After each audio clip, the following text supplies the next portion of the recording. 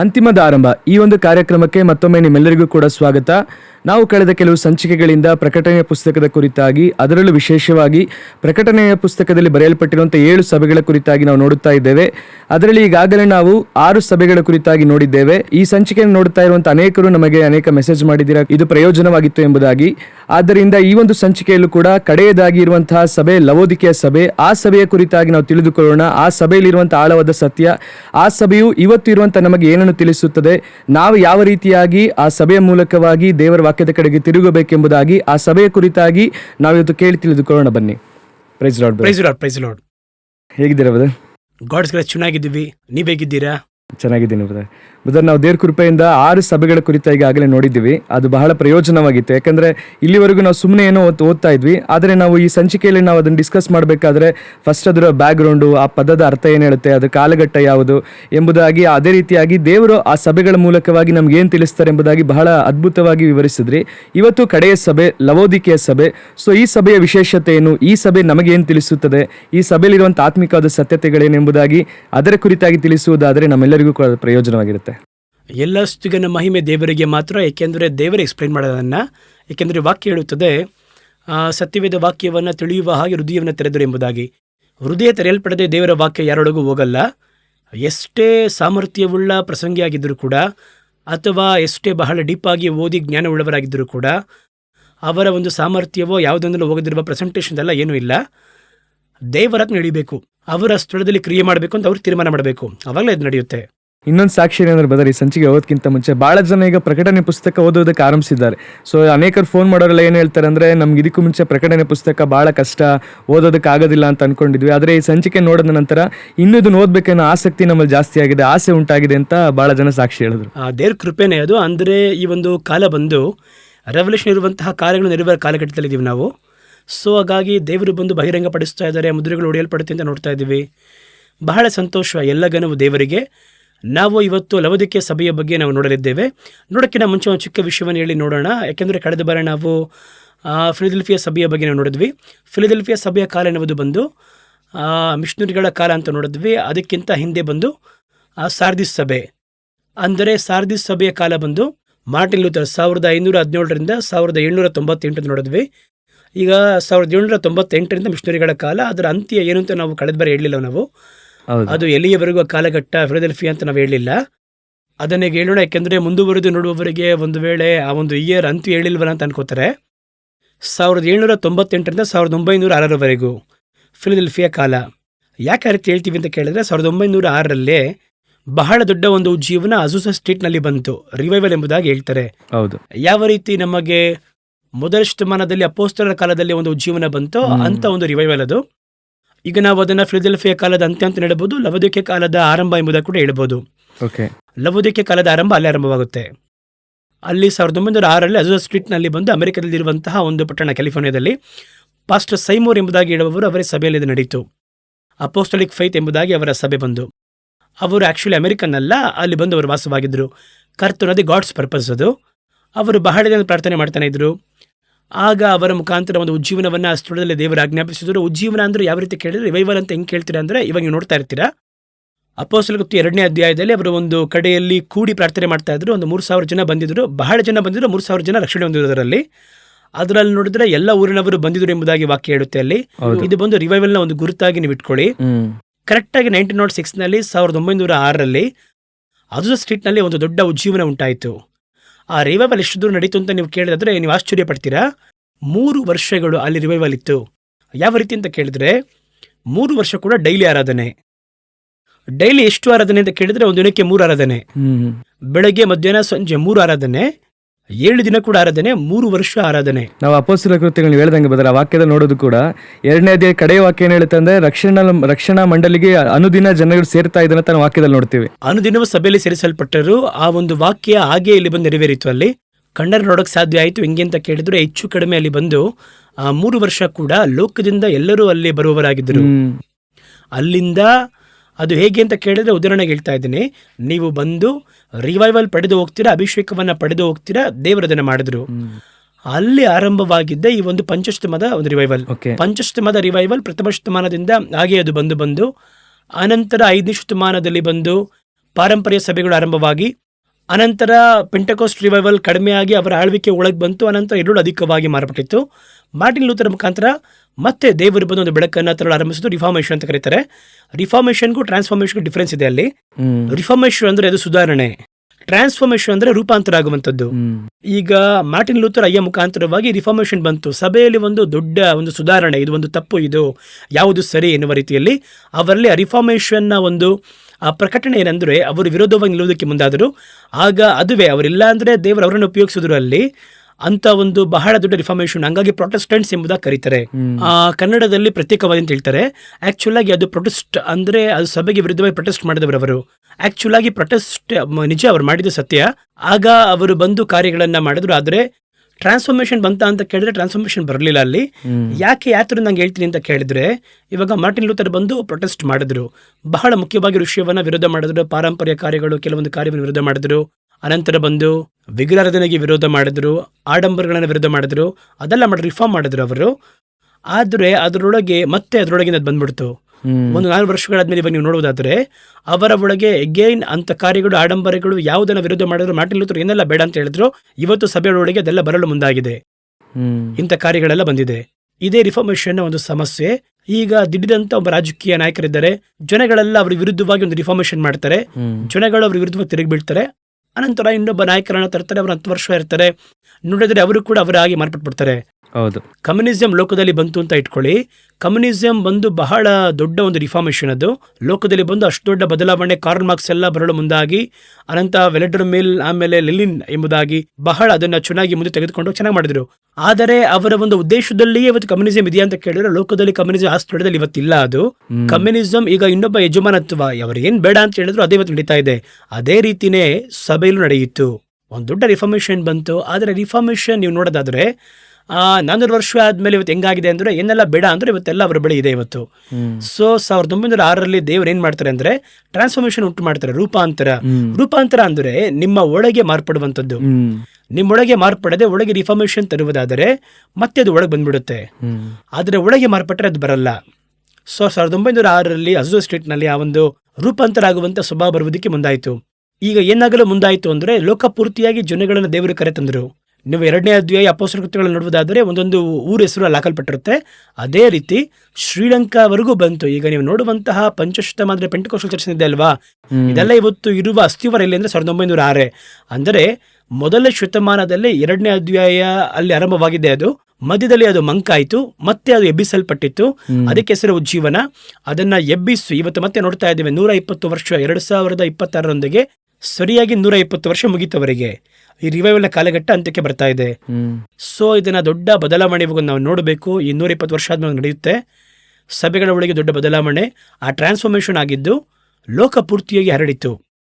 ಎಷ್ಟರ ಮಟ್ಟಿಗೆ ಅದು ರಿಸಲ್ಟ್ ಇತ್ತು ಅಂತ ನೀವು ಕೇಳುವುದಾದರೆ 1906 ಇಂದ 1909ವರೆಗೂ ನಡೆಯುತ್ತದು.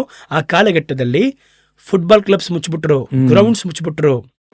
ಅನಂತರ ಅವಾಗೆಲ್ಲ ಡ್ರಾಮಾ ಎಲ್ಲ ಇತ್ತು, ಡ್ರಾಮಾ ಕಾರ್ಯಗಳೆಲ್ಲ ಮುಚ್ಚಿಬಿಟ್ರು.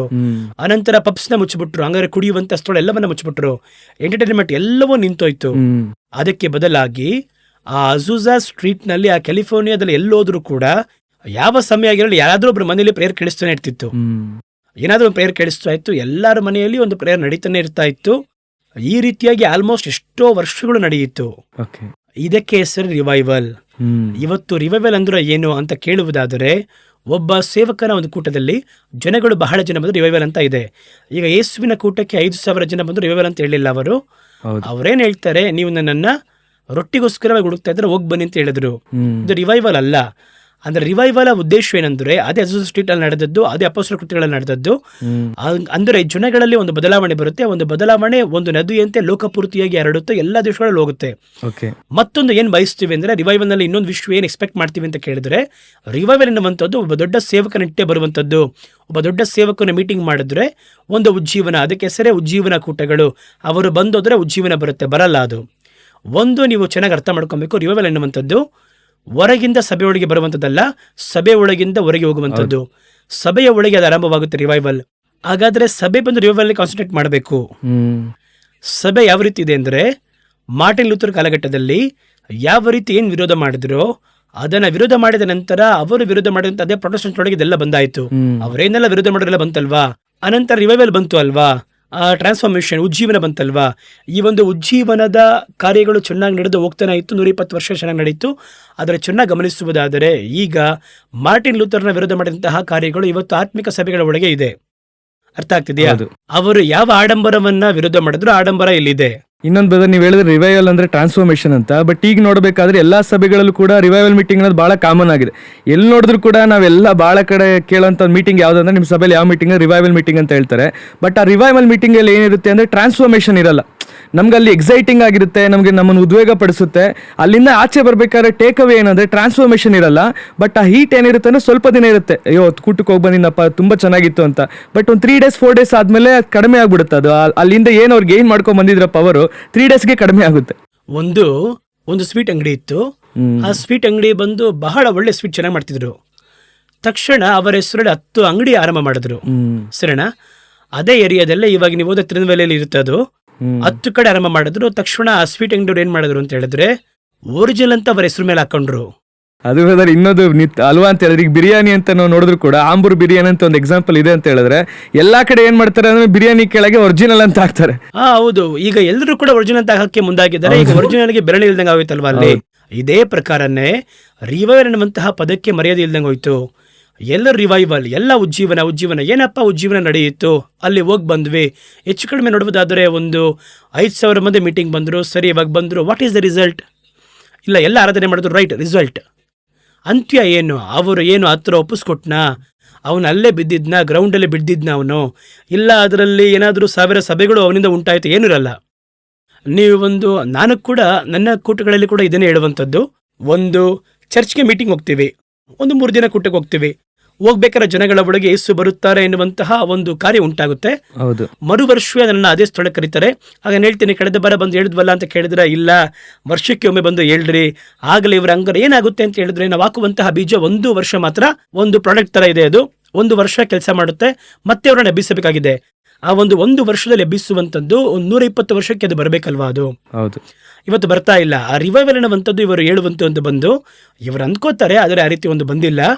ಹಾಗಾದ್ರೆ ರಿವೈವಲ್ನ ಬದಲಾವಣೆ ಅಂತ ಕೇಳುವುದಾದರೆ, ಆ 1906ನಲ್ಲಿ ಬಂದದ್ದು all over the world. Okay. ಅಂದ್ರೆ ಭೂಮಿಯ ಕಟ್ಟ ಕಡೆಯವರೆಗೂ, ಇಲ್ಲಿ ಮಲೇಷಿಯಾವರೆಗೂ ರಿವೈವಲ್ ಬಂತು. ಇದುವೇ ಆ ಒಂದು ರಿವೈವಲ್ನ ಒಂದು ಕಾಲ. ಸೊ ಇದುವೇ ಲವೋದಿಕೀಯ ಸ್ಟಾರ್ಟ್ ಆಗಿದ್ದು. ಅದು ಸ್ಟಾರ್ಟ್ ಹೆಂಗಿದೆ ನೋಡಿ, ಅದು ಒಂದು ಜೈಗ್ಯಾಂಟಿಕ್ ಆಗಿ ಒಂದು ಸ್ಟಾರ್ಟ್ ಅಲ್ವಾ ಅದು. ಆದರೆ ಅಂತ್ಯ ಏನು? ಈಗ 120ನೇ ವರ್ಷದಲ್ಲಿ ನಾವಿದ್ದೀವಿ. ಈ 120ನೇ ವರ್ಷ ಈ ಒಂದು ಉಜ್ಜೀವನ ಸಭೆಗಳ ಅಥವಾ ಪೆಂಟಕೋಸ್ಟಲ್ ಚರ್ಚ್ ಸಾತ್ವಿಕ ಸಭೆಗಳು ಹೆಂಗ್ ಬೇಕಾದ್ರೂ ಇಟ್ಕೊಳ್ಳಿ, ಇದರ ಒಂದು ರಿಸಲ್ಟ್ ಆದರೂ ಏನು ಅಂತ ನೀವು ನೋಡುವುದಾದರೆ, ಅವರು ಹೇಳುವಂತಹ 15ನೇ ವಾಕ್ಯ ನೆರವೇರಿದೆ. ನಿನ್ನ ಕೃತ್ಯಗಳನ್ನ ತಿಳಿದಿದ್ದೇನೆ, ನೀನು ಬೆಚ್ಚಗೂ ಇಲ್ಲ ತಣ್ಣಗೂ ಇಲ್ಲ, ನೀನು ಬೆಚ್ಚಗಿದ್ದರೂ ತಣ್ಣಗಿದ್ದರೂ ಒಳ್ಳೇದಾಗಿತ್ತು. ಈ ಸ್ಥಳಕ್ಕೆ ಸಭೆ ಬಂದಿದೆ. ಸಭೆ ಬೆಚ್ಚಗಿಲ್ಲ ಅಂತ ಹೇಳಕ್ಕಾಗಲ್ಲ, ಇದೆ. ಆದರೆ ಆ ಬೆಚ್ಚಗೆ ಎನ್ನುವಂತ ಎಷ್ಟಿದೆ ಅಂದ್ರೆ ಅದು ಆರುವ ಸ್ಥಳದಲ್ಲಿದೆ. ತಣ್ಣಗಿರುವುದು ಅಧಿಕವಾಗಿದೆ ಸಭೆಗಳ ಒಳಗೆ. ಇವಾಗ ಯಾವುದೋ ಒಂದು ಆಕ್ಟಿವಿಟಿ ಇಟ್ಕೊಂಡು ಇವರು ಏನ್ ಅನ್ಕೊಂಡಿದ್ದಾರೆ ಅಂತ ಕೇಳಿದ್ರೆ, ನಾವು ಬಂದು ಒಂದು ಒಳ್ಳೆ ಆಕ್ಟಿವ್ ಆಗಿರುವ ಸಭೆ ರಿವೈವಲ್ ಇದ್ದೀವಿ ಎಂಬುದಾಗಿ ಅಂದ್ಕೊಂಡಿದ್ದಾರೆ. ನಿಮ್ಮ ದೇಹದಲ್ಲಿ ಶುಗರ್ ಇದೆ, BP ಇದೆ, ಅನಂತರ ಕೊಲೆಸ್ಟ್ರಾಲ್ ಇದೆ, ಎಲ್ಲ ಇದೆಲ್ಲ ಕರೆಕ್ಟ್ ಆಗಿರ್ಬೇಕು ತಾನೆ, ಅಳ್ತೆ ಎಲ್ಲ ಇಲ್ವಾ? ನನ್ನ ಒಳಗೆ ಬಂದು ಕೊಲೆಸ್ಟ್ರಾಲ್ ಕರೆಕ್ಟ್ ಆಗಿದೆ, BP ಶುಗರ್ ಬಗ್ಗೆ ಚಿಂತೆ ಇಲ್ಲ ಅಂದ್ರೆ ನೀವು ಒಪ್ತೀರಾ? ನೀವು ಇಲ್ಲ, ಒಪ್ಪಲ್ಲ ಅಲ್ವಾ? ನನಗೆ ಕಣ್ ಚೆನ್ನಾಗಿ ಕಾಣ್ತದೆ, ಕಿಡ್ನಿ ಬಗ್ಗೆ ಚಿಂತೆ ಇಲ್ಲ ಅಂತ ಹೇಳಿ ಒಪ್ಕೊಂತೀವ? ಇಲ್ಲ. ನಮ್ಮ ಅವಯವಗಳಲ್ಲಿ ಎಲ್ಲವೂ ಸರಿಯಾಗಿರ್ಬೇಕು. ಸಭೆ ಎನ್ನುವಂಥದ್ದು ಅವಯವ, ದೇವರ ದೇಹ, ಅದು ಹಾಗಾಗಿ ಎಲ್ಲ ಕರೆಕ್ಟ್ ಆಗಿರ್ಬೇಕು ಅಲ್ವಾ? ಅದರಲ್ಲಿ ಏನಿದೆ, ಒಂದು ಸಭೆಯಲ್ಲಿ ನೋಡಿ ವರ್ಷಿಪ್ ಸೂಪರ್ ಆಗಿದೆ, ಅವ್ರ ತರ ವರ್ಷಿಪ್ ತರ ಯಾರು ಮಾಡೋಕ್ಕಾಗಲ್ಲ. ಕೆಲವು ಕಡೆ ನೋಡುವುದಾದ್ರೆ, ಕೊಯ್ಯರ್ ನೋಡುವುದಾದರೆ, ಇವತ್ತು ಹೇಳ್ತೀನಿ, ಅವರ ಹಾಗೆ ಕೊಯ್ಯರ್ ಮಾಡಕ್ಕೆ ಆಗಲ್ಲ. ಆದರೆ ಅದರಲ್ಲಿ ದೇವರಾತ್ಮನಿದ್ದಾರೆ ಅಂತ ಕೇಳಿದ್ರೆ ಇಲ್ಲ, ಸೌಂದರ್ಯ ಇದೆ, ಗ್ರ್ಯಾಂಡ್ನೆಸ್ ಇದೆ, ಜೈಜಾಂಟಿಕ್ ಇದೆ. ಆದರೆ ಒಳಗೆ ದೇವರಾತ್ಮನಿದ್ದಾರ? ಇವತ್ತು ಬೇಕಾಗಿರುವುದು ಆತ್ಮದಲ್ಲಿ ಸತ್ಯದಲ್ಲಿ ಆಡುವವರೇ ಬೇಕೇ ವಿನಃ ಇಲ್ಲಿ ಬಂದು ಸೌಂದರ್ಯದಿಂದ ಒಂದು ಕೊಂಡಾಟವಾಗಿ ಆಡುವವರು ಬೇಕಾಗಿಲ್ಲ. ಅಂತ ಅವಶ್ಯಕತೆ ಇಲ್ಲ ಸಭೆಗೆ, ಅಂತ ಒಂದು ವ್ಯಕ್ತಿಗಳು ಬೇಡ. ಆದರೆ ಇವತ್ತು ಏನು ನಡೀತಾ ಇದೆ, ಒಂದು ಸಭೆಯಲ್ಲಿ ವರ್ಷಿಪ್ ಸೂಪರ್ ಆಗಿದೆ, ಸುಂದರವಾಗಿದೆ, ಅದೇ ವರ್ಡ್ ಆಫ್ ಗಾಡ್ ಇದೆಯಾ ಅಂತ ಕೇಳಿದ್ರೆ ಇಲ್ಲ. ಕೆಲವೊಂದು ಸಭೆಗಳಲ್ಲಿ ವರ್ಡ್ ಆಫ್ ಗಾಡ್ ಚೆನ್ನಾಗಿದೆ, ಆದರೆ ಸೇವೆ ಇದೆಯಾ ಅಂತ ನೋಡಿದ್ರೆ ಸೇವೆ ಇರುವುದಿಲ್ಲ. ಹಾಗಾದರೆ ಬೇರೆ ಸಂದೇಶ ಕೇಳುವರಾಗಿರ್ತಾರೆ, ಒಳ್ಳೆ ಊಟ ಮಾಡಿ ಅದರೊಳಗೆ ಎಮ್ಮೆ ಬೇರೆ ಇರುತ್ತೆ. ಯಾವ ಚರ್ಚಲ್ಲಿ ಇಲ್ಲದಿರುವಷ್ಟು ನಮ್ಮ ಸಭೆಯಲ್ಲಿ ಒಳ್ಳೆ ವಾಕ್ಯ ಇದೆ, ನಾವು ಚೆನ್ನಾಗಿ ಬೈಬಲ್ ಸ್ಟಡಿ, ಆದರೆ ಒಳಗೆ ಹೋಗಿ ಮಿನಿಸ್ಟ್ರಿ ಮಾಡ್ತಾರ ಅಂತ ಕೇಳಿದ್ರೆ ನೋಡಿ, ಮಿನಿಸ್ಟ್ರಿ ಮಾಡೋದೇ ಇಲ್ಲ, ಆತ್ಮಭಾರ ಇರುವುದಿಲ್ಲ, ಪ್ರೀತಿ ಇರುವುದಿಲ್ಲ, ಏನೂ ಇರುವುದಿಲ್ಲ. ಚೆನ್ನಾಗಿ ವಾಕ್ಯವನ್ನು ಧ್ಯಾನ ಮಾಡ್ತಾರೆ. ಹಾಗೆ ಆದಿಕಾಂಡದ ಒಳಗೆ ನುಗ್ಗಿ ಪ್ರಕಟಣೆಗಳಲ್ಲಿ ಹೊರಗೆ ಬರ್ತಾರೆ, ಆದರೆ ಒಂದು ಬಡವನಿಗೆ ದಯೆ ತೋರಿಸಲ್ಲ, ಪ್ರೀತಿ ಇರುವುದಿಲ್ಲ. ಅಂದ್ರೆ ಇವನಿಟ್ಟು ಏನ್ ಮಾಡುವಂಥದ್ದು? ಹಾಗಾದ್ರೆ ಇವನಿಗೆ ಕೊಲೆಸ್ಟ್ರಾಲ್ ಇಲ್ಲ, ಆದರೆ BP ಇದೆ ಇವನಿಗೆ. ಆ ರೀತಿನೇ ಇದು, ಪ್ರೀತಿ ಇಲ್ಲ ಆದರೆ ವಾಕ್ಯ ಇದೆ. ಒಂದು ಕಡೆ ವಾಕ್ಯವಿಲ್ಲ, ಆರಾಧನೆ ಇದೆ. ಒಂದು ಕಡೆ ಆರಾಧನೆ ಇದೆ, ಸೇವೆ ಇಲ್ಲ. ಕೆಲವೊಂದು ಸಭೆಗಳಲ್ಲಿ ನೋಡಿ ಒಳ್ಳೆ ಸೇವೆ ಓಡ್ತಾನೆ ಇರ್ತಾರೆ, ಆದರೆ ಕುಡಿದು ಪ್ರಾರ್ಥನೆ ಮಾಡುವುದಿಲ್ಲ. ಪ್ರೇಯರ್ಗೆ ಅವರಿಗೆ ಸಮಯನೇ ಇರಲ್ಲ. ಕೇಳಿದ್ರೆ ಹೇಳ್ತಾರೆ, ಅದನ್ನ ಹೆಮ್ಮೆಯಾಗಿ ಹೇಳ್ತಾರೆ, ಬಹಳ ಬ್ಯುಸಿ ಬ್ರದರ್, ಪ್ರೇಯರ್ ಮಾಡಕ್ ಕೂಡ ಸಮಯನೇ ಇಲ್ಲ. ಹಾಗಾದ್ರೆ ಇವತ್ತು ಸಭೆ ರಿವೈವಲ್ ಒಳಗೆ ಇಲ್ಲ. ಅವರು ಯಾವುದೋ ಒಂದು ಚೆನ್ನಾಗಿದೆ ಅಲ್ವಾ ಅವರ ಬಳಿಯಲ್ಲಿ, ಅದನ್ನಿಟ್ಟು ಅವರು ಸರಿಯಾಗಿದ್ದೀವಿ ಅಂತ ಅಂದ್ಕೊಂಡಿದ್ದೀವಿ. ಬ್ಯಾಲೆನ್ಸ್ ಇಲ್ಲ. ಆ ಒಂದು ವಿಷಯ ಇಟ್ಕೊಂಡು ಏನ್ ಮಾಡ್ತಾ ಇದ್ದಾರೆ, ಅವರು ನಾವು ಚೆನ್ನಾಗಿದ್ದೇವೆ ಆ ರೀತಿ ಅಂದುಕೊಂಡಿದ್ದಾರೆ. ಆದ್ರೆ ಇವರನ್ನಿಟ್ಟು ಏನು ಮಾಡಕ್ ಸಾಧ್ಯ ಇಲ್ಲ, ಇವರಿಂದ ಏನೂ ಆಗಲ್ಲ. ಇವರಿಂದ ಇಟ್ಟು ಏನ್ ಮಾಡ್ಬೋದು ಅಂತ ಹೇಳಿದ್ರೆ, ಅವರಿಗೆ ಅವರು ತೃಪ್ತಿಯಾಗಿರ್ಬೋದು ಅಷ್ಟೇ. ಅವರ ಸಭೆಯಲ್ಲಿ 500 ಮಂದಿ 1000 ಮಂದಿ ಬರ್ತಾರೆ, ನಮ್ಮ ಸಭೆಯಲ್ಲಿ ಕೂಟ ಇಲ್ವಾ, ನಮಗೆ ಬರ್ಲಿಲ್ವಾ, ಆ ರೀತಿ ಎಲ್ಲ ಹೇಳ್ತಾರೆ. ಕೂಟ ಯಾವತ್ತೂ ಅದು ಸಭೆ ಅಲ್ಲ, ಆತ್ಮಿಕವಾಗಿರುವ ಕೂಟವೇ ಸಭೆ. ಹಾಗಾದ್ರೆ ಇವತ್ತೇನ್ ನಡೀತಾ ಇದೆ? ಬೆಚ್ಚಗೂ ಇಲ್ಲ, ತಣ್ಣಗೂ ಇಲ್ಲ. ಸಭೆ ಎಲ್ಲಿ ಆರಂಭವಾಯಿತು? ಬೆಚ್ಚಗಿರುವುದ್ರಲ್ಲಿ ಆರಂಭವಾಯಿತು. ಈ ಟೋಟಲ್ ಲೋಕಕ್ಕೆ ಬೆಚ್ಚಗೆ ಇದ್ದಂತಹ ಒಂದು ಕಾಲಘಟ್ಟ ಇತ್ತು. ಇವತ್ತು ದೇವರು ಹೇಳ್ತಾರೆ, ನನ್ನ ಬಳಿ ಬೆಚ್ಚಗೂ ಇಲ್ಲ, ತಣ್ಣಗೂ ಇಲ್ಲ. ಅಂದರೆ ಇದು ಬಹಳ ಮುಖ್ಯವಾಗಿರುವ ಕಾಲಘಟ್ಟ. ಈ ಒಂದು ಇದನ್ನ ಸರಿ ಮಾಡಬೇಕು. ಸರಿ ಮಾಡುವುದಕ್ಕೆ ಎಲ್ಲವುಗಳಲ್ಲಿ ಹೇಳುವಂತ ವರ್ಡೆ, ಎಲ್ಲದರಲ್ಲೂ ಬ್ಯಾಲೆನ್ಸಿಂಗ್ ಆಗಿ ಮಾರ್ಪಡಬೇಕು. ವರ್ಡ್ ಆಫ್ ಗಾಡ್ ಇರಬೇಕು. ಅನಂತರ ಎಷ್ಟು ಟೈಮ್ ಕೊಡಬೇಕು, ಒಳ್ಳೆ ಟೈಮ್ ಕೊಡಬೇಕು. ವರ್ಷಿಪ್ ಮಾಡ್ರಿ, ಒಳ್ಳೆ ವರ್ಷಿಪ್ ಮಾಡ್ರಿ. ಸಭೆಯನ್ನು ಬಂದು ಡಿಸೈಪಲ್ಶಿಪ್ ಆಗಿ ಮಾರ್ಪಡಿಸ್ರಿ. ಶಿಷ್ಯತ್ವದಲ್ಲಿ ಜನಗಳನ್ನ ಆ ವಾಕ್ಯದ ನಡೆಸ್ರಿ. ಅದು ಬಂದು ಬೈಬಲ್ ಸ್ಟಡಿ ಆಗಿರ್ಬೋದು, ಏನ್ ಬೇಕಾದ್ರೆ ಆಗಿರ್ಬೋದು. ಡಿಸೈಪಲ್ ಆಗಬೇಕು. ಡಿಸೈಪಲ್ ಆಗುವನು ಸೇವಕನಾಗಿ ಮಾರ್ಪಡಬೇಕು. ಸಭೆ ಸೇವೆಯನ್ನು ಮಾಡಬೇಕು, ಸುವಾರ್ತೆ ಸೇವೆ ಮಾಡಬೇಕು. ಹೌದು, ಅದನ್ನು ಕೂಡ ಮಾಡಬೇಕು. ಇಲ್ಲ ಅಂದ್ರೆ ಏನು ಕೂಡ ಮಾಡದೆ, ಹಾಗಾದ್ರೆ ಎಲ್ಲವೂ ಕೂಡ ನಾನು ಇದ್ದಂತಹ ಸಭೆಯಲ್ಲಿ ಬಹಳ ಸಂತೋಷವಾಗಿ, ಯಾರಾದ್ರೂ ನಮ್ಮ ಸಭೆಯಲ್ಲಿ ನೋಡೋದಾದ್ರೆ ಬಹಳ ಸಂತೋಷವಾಗಿ ಹೇಳ್ತೇನೆ ಅದ್ರ ಬಗ್ಗೆ. ನಾನು ಒಳ್ಳೆ ದೇವರ ವಾಕ್ಯ ಇತ್ತು, ಒಳ್ಳೆ ಸೇವೆ ಇತ್ತು, ಒಳ್ಳೆ ವರ್ಷಿಪ್ ಇತ್ತು. ಇನ್ನು ಸರಿಯಾಗಿ ಹೇಳ್ಬೇಕು ಅಂದ್ರೆ, ಮುಂದಿನ ತಲೆಮಾರು ಸೇವಕರು ಒಂದು 50-100 ಮಂದಿ ಎದ್ದಿದ್ದಾರೆ ಒಬ್ಬ ಸೇವಕನ ಮುಖಾಂತರವಾಗಿ. ಹಾಗಾದ್ರೆ ಇದುವೇ ಒಂದು ಒಳ್ಳೆಯ ಸಭೆ, ಆ ಸಭೆಯ ಒಂದು ಗುರುತು. ಇವತ್ತು ಯಾವ ರೀತಿ ಇದೆ ಅನ್ನೋದು ಬಿಟ್ಬಿಡೋಣ. ಅವತ್ತು ನಾನು ಹೇಳ್ತಾ ಇದ್ದೀನಿ, ನಾನು ಇದ್ದಂಥ ಸ್ಥಳದಲ್ಲಿ ಆ ರೀತಿಯೇ ಸಭೆಯ ಒಂದು ಕಾರ್ಯ ಬೆಚ್ಚಗೂ ಇಲ್ಲದೆ ತಣ್ಣಗೂ ಇಲ್ಲದೆ ನೀವು ಬೇರೆ ಬೆಚ್ಚಗೆ ಇರಬೇಕು. ಆದ್ರೆ ದೇವ್ರೇನ್ ಹೇಳ್ತಾರೆ ಅಂತ ಹೇಳಿದ್ರೆ, ನೀನು ಒಂದು ವೇಳೆ ತಣ್ಣಗಿದ್ರು ಒಳ್ಳೇದಾಗಿರ್ತಿತ್ತು. ಯಾಕೆ ಅಂತ ಕೇಳಿದ್ರೆ, ನೀವು ತಣ್ಣಗಿದ್ರೆ ನಮಗೆ ಅರ್ಥ ಆಗುತ್ತೆ. ನಾನೇನ್ ಮಾಡ್ತೀನಿ, ನಮ್ಮ ಚೌಡಿ ನಡಗಿಸುವುದಕ್ಕೆ ಏನಾದ್ರು ಕೆಲಸ ಮಾಡ್ತೀನಿ ಅಲ್ಲಿ.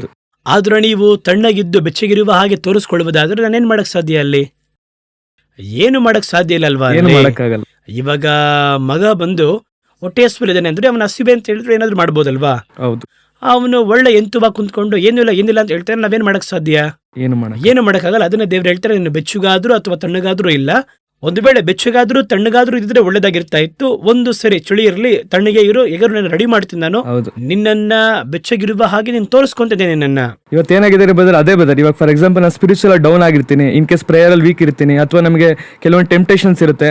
ಅದನ್ನ ನಿಮ್ಮ ಹತ್ರ ನಾನು ಶೇರ್ ಮಾಡಿದಾಗ್ಲೇನೆ ನೀವು ಹೇಳ್ದಂಗೆ ಅದಕ್ಕೆ ನಿಮ್ಗೆ ಸೊಲ್ಯೂಷನ್ ಸಿಗುತ್ತೆ. ಆದ್ರೆ ನಾವು ಇತ್ತೇನಾಗ್ತಾ ಇದೆ ಅಂದ್ರೆ, ಒಳಗಡೆ ಬಹಳ ಹೋರಾಟ ಇರುತ್ತೆ, ಬಲಹೀನತೆ ಇರುತ್ತೆ. ಆದ್ರೂ ಕೂಡ ಕನ್ಫೆಸ್ ಮಾಡ್ದಲೆ ನಾನು ಚೆನ್ನಾಗಿದ್ದೀನಿ, ಸ್ಪಿರಿಚುವಲ್ ಆಗಿ ಚೆನ್ನಾಗಿದ್ದೀನಿ ಅನ್ನೋ ತೋರಿಕೆ ಒಂದು ಇವತ್ತು ಜಾಸ್ತಿ ಆಗಿದೆ. ಅದಕ್ಕೆ ದೇವರು ಇಬ್ಬಿರ್ಬೇಕು ಅಂತ ಹೇಳ್ತಾರೆ. ಅವ್ರೇನ್ ಹೇಳ್ತಾರೆ ಅಂತ ಹೇಳಿದ್ರೆ, ಇಬ್ಬರಾಗಿದ್ರೆ ಒಬ್ಬನು ಬಿದ್ದರೆ ಇನ್ನೊಬ್ಬನ ಮೇಲೆ ಎತ್ತಬಹುದು. ಹೌದು. ಒಬ್ಬನು ತಣ್ಣಗಿದ್ರೆ ಒಬ್ಬನು ಬೆಚ್ಚಗೆ ಮಾಡ್ಬೋದು. ನೋಡಿ, ಇವತ್ತು ನಾವು ಒಂದು ಒನ್ನೆಸ್ ಒಳಗೆ ಇಲ್ವಲ್ಲ.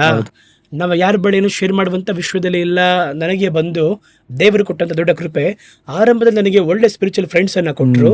ನಾವು ಸೇರಿ ಪ್ರಾರ್ಥನೆ ಮಾಡುವುದಕ್ಕೆ ಅವಕಾಶ ಸಿಕ್ಕಿತ್ತು ಬಹಳ ವರ್ಷಗಳು. ಆ ರೀತಿ ಪ್ರಾರ್ಥನೆ ಮಾಡ್ತಿರ್ಬೇಕಾದ್ರೆ ನಮ್ಮಲ್ಲಿ ಇರುವಂತಹ ವೀಕ್ನೆಸ್ ಇರುತ್ತೆ, ಒಂದು ಬಲಹೀನತೆಗಳು ಇರ್ತಾ ಇತ್ತು. ಕಾಲೇಜ್ ಓದುವಂತಹ ಕಾಲಘಟ್ಟ, ಆ ಕಾಲಘಟ್ಟದಲ್ಲಿ ಇವರ ಒಂದು ಪ್ರೇಯರ್ ಬಹಳ ಸಪೋರ್ಟ್ ಆಗಿರ್ತಾ ಇತ್ತು. ಅವ್ರು ನನಗೆ ಅಡ್ವೈಸ್ ಮಾಡ್ತಾ ಇದ್ರು, ಒಳ್ಳೆ ಮೆಂಟರ್ಸ್ನ ದೇವರು ನನಗೆ ಕೊಟ್ಟಿದ್ರು. ಸಭೆಯಲ್ಲಿ ಒಳ್ಳೆ ಅಸಿಸ್ಟೆಂಟ್ಸ್ ಇದ್ರು, ಅಸೋಸಿಯೇಟ್ಸ್ ಎಲ್ಲ ಇದ್ರು. ಇಷ್ಟೊಂದು ಬ್ಯಾಕಪ್, ಒಂದು ಆತ್ಮ ರೂಪುಗೊಳ್ಳುವುದರಲ್ಲಿ ಇವತ್ತು ಸಭೆಯ ಒಳಗೆ ನೋಡೋದಾದ್ರೆ ಅಷ್ಟರ ಮಟ್ಟಿಗೆ ಬೆಚ್ಚಗಿರುವಂತ ಅಸೋಸಿಯೇಟ್ಸ್ ಇಲ್ಲ. ಇವತ್ತು ಎಲ್ಲರೂ ವರ್ಕರ್ಸ್ ಆಗಿದ್ದಾರೆ, ಎಕ್ಸಿಕ್ಯೂಟಿವ್ಸ್ ಆಗಿದ್ದಾರೆ. ಅಲ್ಲಿ ಅವರು ಬರ್ತಾರೆ, ಬಹಳ ನೀಟಾಗಿ ಡ್ರೆಸ್ ಮಾಡಿದ್ದಾರೆ, ಬರುವವರನ್ನ ಸ್ವಾಗತ ಕೊಡ್ತಾರೆ, ಅವರು ಕೂರಿಸ್ತಾರೆ, ಒಂದು ಫಲಪ್ಗೋಸ್ಕರವಾಗಿ ತೆಗೆದುಕೊಳ್ತಾರೆ, ಕಳಿಸ್ತಾರೆ. ಆದ್ರೆ ನಮ್ಮ ಸಭೆಯಲ್ಲಿ ಆ ರೀತಿ ಇರ್ತಾ ಇರಲಿಲ್ಲ.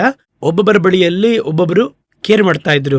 ನನಗೊಬ್ಬರು ಅಣ್ಣ ಇದ್ದಾರೆ, ಅವರು ಕರೆದು ವಿಚಾರಣೆ ಮಾಡ್ತಾ ಇದ್ರು, ಇದಪ್ಪ ಏನ್ ಮಾಡ್ತಾ ಇದ್ದೆ, ಇವರ ಎಲ್ಲೋದೆ, ಒಂದು ಪ್ರೇಯರ್ ಇದೆ ಬಾ, ಸರಿ ಹೋಗೋಣ, ಒಂದು ಆನ್ಲೈನ್ ಪ್ರೇಯರ್ ಬಾ ಎಂಬುದಾಗಿ ಅವರು ಕರಿತಾ ಇದ್ರು. ಆ ಅಣ್ಣ ಹೇಳ್ತಾ ಇದ್ರು, ಇವತ್ತು ಒಂದು ಮನೆ ಕೂಟಕ್ಕೆ ಹೋಗ್ತಾ ಇದ್ದೀನಿ, ಸುಮ್ನೆತನ ಇದೆಯಾ, ಸರಿ ಬಾ ನಾವು ಹೋಗ್ಬಿಟ್ಟು ಬರೋಣ, ಈ ರೀತಿ ಕರಿತಾ ಇದ್ರು. ಇದೆಲ್ಲ ಒಂದು ಬ್ಯಾಕಪ್. ಒಂದು ಮಗು ರೂಪುಗೊಳ್ಳುವವರೆಗೂ ಯಾವ ರೀತಿ ತಾಯಿ ಯಾವ ರೀತಿ ಸಂತೈಸುತ್ತಾರೋ ಅದೇ ರೀತಿ ಸಭೆಯೊಳಗೆ ಇಷ್ಟೊಂದು ಬ್ಯಾಕಪ್ ಅನ್ನ ದೇವರಿಟ್ಟಿದ್ದಾರೆ. ಒಬ್ಬ ಸೇವಕನು ಪಾಲಕನು ಮಾತ್ರ ಅದೆಲ್ಲ ಮಾಡಕ್ಕಾಗಲ್ಲ. ಪಾಲಕನ ಬೋಧನೆ ಮಾಡಕ್ಕೆ ಸಾಧ್ಯ. ಅದೇ ಸಂದರ್ಭದಲ್ಲಿ ಅಸಿಸ್ಟೆಂಟ್ ಅಸೋಸಿಯೇಟ್ಸ್ ಅವರಿಗೆ ಸಂರಕ್ಷಣೆ ಆಗಿರ್ತಾರೆ, ಸ್ಪಿರಿಚುವಲ್ ಫ್ರೆಂಡ್ಸ್ ಎಲ್ಲ ಇರ್ತಾರೆ. ಇದರೊಂದಿಗೆ ಪ್ರೇಯರ್, ಬೈಬಲ್ ರೀಡಿಂಗ್ ಇವೆಲ್ಲವೂ ಸೇರಿಯೇ ಬೆಚ್ಚಗೆ ಮಾಡುವಂಥದ್ದು. ಹೌದು. ಇವತ್ತು ಬೆಚ್ಚಗಿದೆಯಾ ಇಲ್ವಾ ಅಂತ ಯಾರು ಗೊತ್ತಿಲ್ಲ ಅಲ್ಲಿ. ಇನ್ನೊಂದು ಆ ಫೆಲೋಶಿಪ್ ಅನ್ನೋದಿಲ್ಲ ಬದ, ನೀವು ಹೇಳ್ದಂಗೆ ನಿಮ್ ಸಾಕ್ಷಿ ಹೇಳೋದಲ್ಲ, ಆ ರೀತಿಯಾದ ಫೆಲೋಶಿಪ್ ನ ಇವತ್ತು ಚೂಸ್ ಮಾಡಕ್ಕೆ ಯಾರು ಇಷ್ಟಪಡೋದಿಲ್ಲ. ಬಹಳ ಐಸೋಲೇಟ್ ಆಗಿ ಇಷ್ಟಪಡ್ತಾರೆ, ಸಭೆಗೇನೋ ಹೋಗ್ತಾರೆ ಬರ್ತಾರೆ, ಐಸೋಲೇಟ್ ಆಗೇ ಇರ್ತಾರೆ, ಬಿಟ್ರೆ ಯಾರ ಜೊತೆ ಮಿಂಗಲ್ ಆಗೋದು, ಫೆಲೋಶಿಪ್ ಅಲ್ಲಿ ಬೆಳೆಸೋದು, ಫೆಲೋಶಿಪ್ ಅಲ್ಲಿ ಸೇರಿ ಪ್ರೇಯರ್ ಮಾಡೋದು, ಆ ರೀತಿಯಾಗಿರೋದು ಬಹಳ ಕಡಿಮೆ ಆಗಿದೆ ಇವತ್ತು. ಬಂದು ಐಸೋಲೇಟ್ ಮಾಡಿಕೊಳ್ಳುವಂತಹ ಕಾಲವಿದು. ನೀವು ಮನೆಗಳಲ್ಲಿ ಹೋಗಿ ನೋಡ್ರಿ, ಹುಡುಗ ಒಂದ್ ಕಡೆ ಫೋನ್ ತಗೊಂಡು ಮನೇಲಿ ಇರ್ತಾನೆ, ಹುಡುಗಿ ಒಂದ್ ಕಡೆ ರೂಮಲ್ಲಿ ಇರುತ್ತೆ, ಅವರು ಫೋನ್ ತಗೊಂಡು ಒಂದ್ ಕಡೆ ಕೂತಿರ್ತಾರೆ. ಇವತ್ತು 4 ಮಂದಿ 4 ಕಡೆ ಕೂತಿರ್ತಾರೆ. ಊಟ ಕೊಟ್ಟರು ಕೂಡ ತಟ್ಟೆಯಲ್ಲಿ ತೆಗೆದುಕೊಂಡು ಅವರ ರೂಮ್ ಕೊಟ್ಟೋಗ್ಬಿಡ್ತಾರೆ ಇಲ್ವಾ. ಈಗ ಅಲ್ಲಿರುವಂತಹ ಕಾರ್ಯ ಸಭೆಯಲ್ಲಿ ಕೂಡ ಇವತ್ತು ಹಾಗೆ ಇದೆ. ಸಭೆಯಲ್ಲೂ ಕೂಡ ಯಾರು ಒಬ್ರಿಗೊಬ್ರು ಮಾತಾಡೋದಿಲ್ಲ. ಮಾತಾಡೋದು ಅಂತ ಹೇಳಿದ್ರೆ ಇನ್ನೊಂದಿದೆ, ಇದರಲ್ಲಿ ಮಾತಾಡಲು ಆರಂಭಿಸಿದ್ರೆ ಲೋಕದ ಕಥೆಯನ್ನ ಮಾತಾಡಿ ಸಭೆಯನ್ನು ಒಡೆಯೋಷ್ಟು ಹೋಗ್ತಾರೆ. ಒಂದು ಸ್ಪಿರಿಚುವಲ್ ಎನ್ವಿರಾನ್ಮೆಂಟ್, ಎಲ್ಲರೂ ಸೇರಿ ಬನ್ನಿ ಪ್ರಾರ್ಥನೆ ಮಾಡೋಣ, 4 ಮಂದಿ ಸೇರಿ ಪ್ರಾರ್ಥನೆ ಮಾಡೋಣ, ಈ ಒಂದು ಎನ್ವಿರಾನ್ಮೆಂಟ್ ಬಂದು ಇವತ್ತು ಸಿಗ್ತಾ ಇಲ್ಲ, ಸಭೆಗಳೊಳಗೆ ಸಿಗ್ತಾ ಇಲ್ಲ. ಸೊ ಅದನ್ನೇ ಹೇಳ್ತಾ ಇದ್ರೆ ಬೆಚ್ಚಗೂ ಇಲ್ಲ, ತಣ್ಣಗೂ ಇಲ್ಲ. ಈಗ ಇದು ಬಂದು ಸಭೆಯ ಒಂದು ಪರಿಸ್ಥಿತಿ. ಅದರ ಲವೋದಿಕೆ ಎಂಬುದಾಗಿ ಒಂದು ಹೆಸರಿದೆ ಅಲ್ವಾ, ಅದು ನಾವು ನೋಡಬೇಕು. ಅದೇ ಬಹಳ ಮುಖ್ಯ. ಯಾಕೆಂದ್ರೆ ಒಂದು ಹೆಸರ ಹಿನ್ನೆಲೆಯಲ್ಲಿ ಆ ಕಾಲದ ಸಭೆಯು ಇರುತ್ತದೆ, ಆ ಕಾಲದ ರಾಜಕೀಯ ಇರುತ್ತದೆ, ಲೋಕ ಕಾರ್ಯವೂ ಇರುವಂತದ್ದಾಗಿರುತ್ತೆ. ಯಾಕೆಂದ್ರೆ 6 ಸಭೆಗೆ ನಾವು ಹಂಗೆ ನೋಡಿರ್ತೀವಿ ಅಂತ ಇಟ್ಕೊಳ್ಳಿ ಒಂದ್ ವೇಳೆ. ಹಂಗಾದ್ರೆ ಲವೋದಿಕೆ ಅನ್ನುವಂತಹ ಆ ಒಂದು ಪದದ ಸಭೆಯ ಅರ್ಥ ಏನಂತ ನೀವು ಕೇಳುವುದಾದರೆ, ಆ ವಿಷಯವನ್ನು ಕೇಳೋದಾದ್ರೆ, ಅದೊಂದು ಗ್ರೀಕ್ ಪದ. ಅದಕ್ಕೆ ಒಂದು ಪೀಪಲ್ಸ್ ಲಿಬರ್ಟಿ ಎಂಬುದಾಗಿ ಹೆಸರು, ಜನರ ಹಕ್ಕು, ಜನಗಳ ಹಕ್ಕು ಎಂಬುದಾಗಿ ಕರೀತಾರೆ. ಏನಂತ ಕೇಳುವುದಾದರೆ, ಈ ಒಂದು 1906 ನಂತರ ಬೇಕಾದ್ರೆ ಗಮನಿಸಿ ನೋಡ್ರಿ, ನಾನು ಹೇಳ್ದಿರುವ ವ್ಲಾಡಿಮಿರ್ ಲೆನಿನ್ ಎಂಬುದಾಗಿ ಅವರೊಂದು ಕ್ರಾಂತಿಯನ್ನು ಎಬ್ಬಿಸಿದ್ರು. ಅಕ್ಟೋಬರ್ ಕ್ರಾಂತಿ ಅಂತ ಹೇಳ್ತಾರೆ. ಅದರ ನಂತರ ಲೋಕಪೂರ್ತಿಯಾಗಿ ಒಂದು ದೊಡ್ಡ ಕ್ರಾಂತಿಗಳು ಎದ್ವು. ಫ್ರೆಂಚ್ ಕ್ರಾಂತಿ ಅದಕ್ಕಿಂತ ಮುಂದೆನೇ ಇದೆ.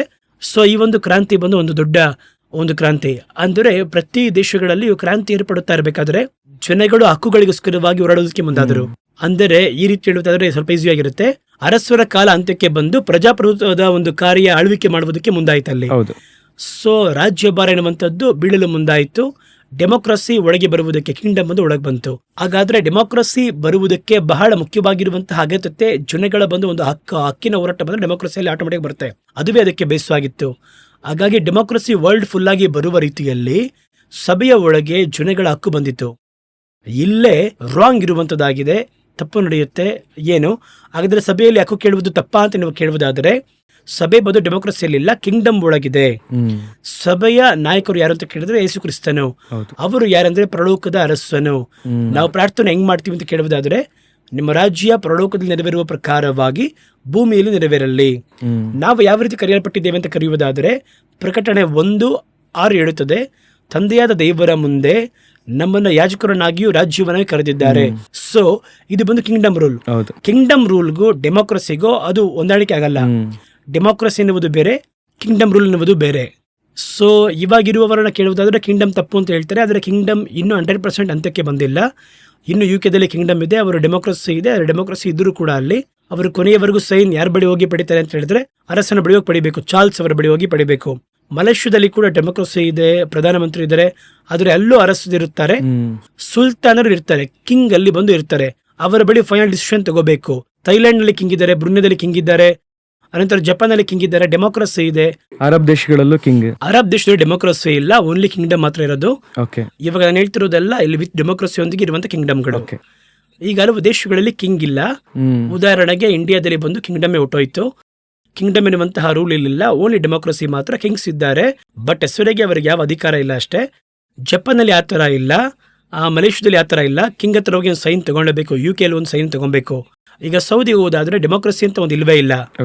ಪರಿಪೂರ್ಣವಾಗಿ ಅಲ್ಲಿ ಕಿಂಗ್ಶಿಪ್ ಅಷ್ಟೇ, ಕಿಂಗೇ ಅಲ್ಲಿ ಎಲ್ಲ ತೀರ್ಮಾನ. ಈ 3 ರೀತಿಯಾಗಿರುವಂತಹ ಕಾರ್ಯಗಳು ಇಲ್ಲಿ ಒಳಗಿದೆ. ಇಲ್ಲಿ ಈ ಒಂದು ಕಿಂಗ್ಡಮ್ ಬಂದು ಹೆವೆನ್ನ ಒಂದು ಪ್ಲಾನ್, ರಾಜ್ಯ ಅವರು ಉಂಟು ಮಾಡಿದ್ದು. ಇವತ್ತಿರುವವರು ಡೆಮೋಕ್ರಸಿಯನ್ನು ಹೇಳ್ತಾರೆ. ಯಾಕೆಂದ್ರೆ ಆ ಕಾಲಘಟ್ಟದಲ್ಲಿ ಇರೋದ್ರಿಂದ ಇವಾಗ ಒಬ್ಬ ಹುಡುಗನ ಬಳಿಯಲ್ಲಿ ಸೆಲ್ ಫೋನ್ ಯೂಸ್ ಮಾಡಬೇಡ, ಸೆಲ್ ಫೋನ್ ಬಂದು ನಿನ್ನ ದೇಹಕ್ಕೆ ಅದು ಹಾನಿ ಅಂತ ಏನ್ ಹೇಳ್ತಾರೆ ಅವರು, ಸುಮ್ನೆ ಹೋಗುವಂತ ಹೇಳ್ತಾರೆ, ಹಂಗೆ ಹೇಳ್ತಾರಲ್ವಾ. ಸರಿ, ಇವಾಗ ನಾವ್ ಹೇಳ್ತೀವಿ ನಮ್ಮ ಕಾಲಘಟ್ಟದಲ್ಲಿ ಸೆಲ್ ಫೋನ್ ಇಲ್ಲದೆ ಇದ್ವಿ, ನಮ್ ಬಗ್ಗೆ ಏನ್ ಹೇಳ್ತಾರೆ ಇವಾಗ? ನಿಮ್ ಕಾಲದಲ್ಲಿ ಹಂಗಿತ್ತು, ಇವಾಗ ನಮ್ ಕಾಲದಲ್ಲಿ ಫೋನ್ ಬೇಕು ಅಂತಾರೆ. ನಮ್ಗೊಂದು ಹೆಸರು ಇಡ್ತಾರೆ ಇವಾಗ, ಬೂಮರ್ ಅಂತ ಹೆಸರು ಇಟ್ಟಿದ್ದಾರೆ. ಆ ರೀತಿಯಾಗಿ ಕಿಂಗ್ಡಮ್ ಬಗ್ಗೆ ಇವಾಗ ಮಾತಾಡಿದ್ರೆ ಡೆಮೋಕ್ರಸಿ ಕಾಲದಲ್ಲಿ ಹಂಗೆ ಹೇಳ್ತಾ ಇದ್ರು. ಇದು ಬಂದು ನಮ್ಮ ಡೆಮೋಕ್ರಸಿ, ನಮ್ಮ ಹಕ್ಕು, ನಾವು ಆಯ್ಕೆ ಮಾಡುತ್ತೇವೆ. ನಮ್ಮ ಪ್ರಧಾನಮಂತ್ರಿನ, ನಮ್ಮ ಮುಖ್ಯಮಂತ್ರಿನೋ, ನಮ್ಮವರನ್ನ ನಾವೇ ಆಯ್ಕೆ ಮಾಡ್ತೀವಿ. ಅಮೆರಿಕದಲ್ಲಿ ರಾಷ್ಟ್ರಪತಿಯನ್ನ ಜನಗಳೇ ಆಯ್ಕೆ ಮಾಡ್ತಾರೆ, ನಾವೇ ಆಯ್ಕೆ ಮಾಡುತ್ತೇವೆ ಎಂಬುದಾಗಿ ಹೇಳ್ತಾರೆ. ಆ ರೀತಿ ಹೇಳ್ಬೇಕಾದ್ರೆ ಈ ಡೆಮೋಕ್ರಸಿ ಕಾಲಘಟ್ಟದಲ್ಲಿ ಕಿಂಗ್ಡಮ್ ಬಗ್ಗೆ ನೀವು ಮಾತಾಡೋದು ತಪ್ಪಾಗುತ್ತೆ. ಆದರೆ ಸಭೆ ಕಿಂಗ್ಡಮ್ ಅಲ್ಲೇ ಇದೆ, ಡೆಮೋಕ್ರಸಿ ಒಳಗೆ ಬರಲ್ಲ. ಯಾಕೆಂದ್ರೆ ಡಿಸೈನ್ ಹೆವೆನ್ಲಿ ಡಿಸೈನ್. ಹೌದು. ಈ ಒಂದು ತಿಳುವಳಿಕೆ ಬಂದು ಇವತ್ತು ಸಭೆಯ ಒಳಗೆ ಇಲ್ಲ. ಇನ್ನು ಅರ್ಥ ಮಾಡ್ಕೊಳ್ಳಿ. ಆದ್ದರಿಂದ ಪಾಸ್ಟರ್ ಬಂದು ರಾಜನಾಗಿದ್ದಾರೆ ಅಂದ್ರೆ ಅದು ಕೂಡ ಇಲ್ಲ ಅಲ್ಲಿ. ಯೇಸುನೇ ರಾಜ್ಯ. ಇಲ್ಲಿ ಬಂದು ಈ ಒಂದು ಪದವಿಯ ಒಂದು ಡೆಸಿಗ್ನೇಷನ್ ಅಂತ ಹೇಳ್ತೀವಲ್ವಾ, ಆ ಒಂದು ಪದವಿಯ ಒಂದು ಹೆಸರು ತಿಳುವಳಿಕೆ ಇಲ್ದಿರೋದ್ರಿಂದ ಬಂದಿರೋ ಪರಿಣಾಮ. ಕ್ರಿಸ್ತನು ಸಭೆಗೆ ಶಿರಸ್ಸಾಗಿದ್ದಾರೆ. Is the king of the church. ಅವರೇ ಹೆಡ್. ಅವರ ಪ್ರತಿನಿಧಿನೇ ಪಾಸ್ಟರ್. ಓಕೆನಾ? ಈಗ 127 ರಾಷ್ಟ್ರಗಳಿಗೆ ಅಹಷ್ವೇರೋಷನು ನಾಯಕನಾಗಿದ್ದಾನೆ. ದಾರಿಯ ವಿಷಯದಲ್ಲಿ ಎಲ್ಲ ಇದ್ದಾರೆ. ಅವರೇನ್ ಮಾಡ್ತಾರೆ, ತನಗೆ ಕೆಳಗೆ ಏನ್ ಮಾಡ್ತಾರೆ, ಸಹಾಯಕ್ಕೆ ವ್ಯಕ್ತಿಗಳನ್ನು ನೇಮಿಸ್ತಾರೆ. 3 ಮಂದಿ ಪ್ರಧಾನಿಗಳು ಅಂತ ಹೇಳ್ತಾರೆ.